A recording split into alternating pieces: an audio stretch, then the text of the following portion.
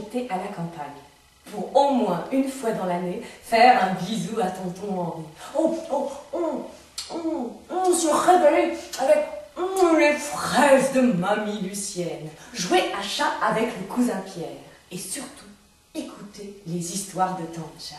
Repoussons, maléfices sortilèges, nous vous chassons, et que le cercle magique nous protège.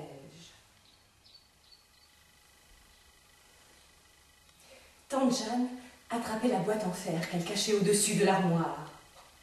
Cette boîte que tous les enfants attendaient avec impatience parce qu'elle était remplie de gâteaux. Mais peut-être surtout parce qu'elle annonçait les histoires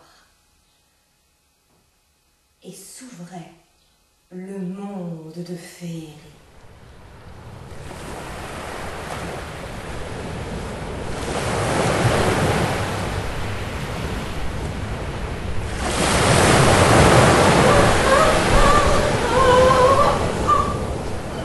Qu'il aperçut, sorti de nulle part, une île.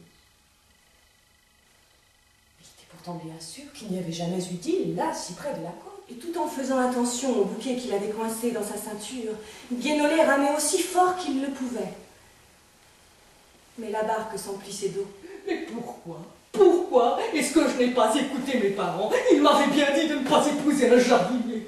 Un jardinier, un jardinier. Un boucher, ça au moins ça ne rêvasse pas, si ça tient à ses doigts. Ou un charpentier s'il ne veut pas se casser la figure. Mais un jardinier, un jardinier, un jardinier.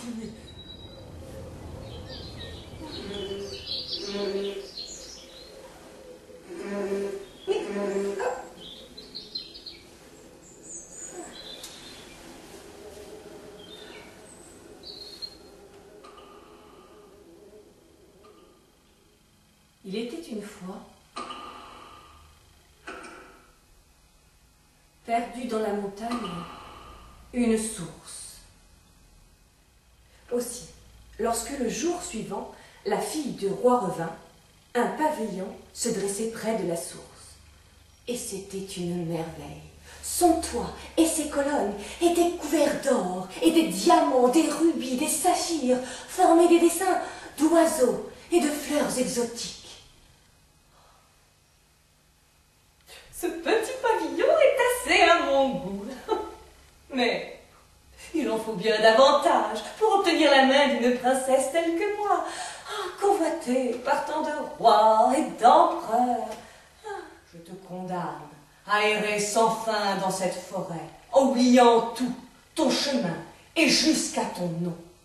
Et que quiconque boira l'eau de cette source soit maudit. Moi, je pense que tante Jeanne est vraiment partie retrouver les fées. Car en me couchant ce soir-là, j'ai retrouvé dans ma poche une toute petite timbale en or, ciselée d'étranges dessins. Mais, chut, ce sera notre secret.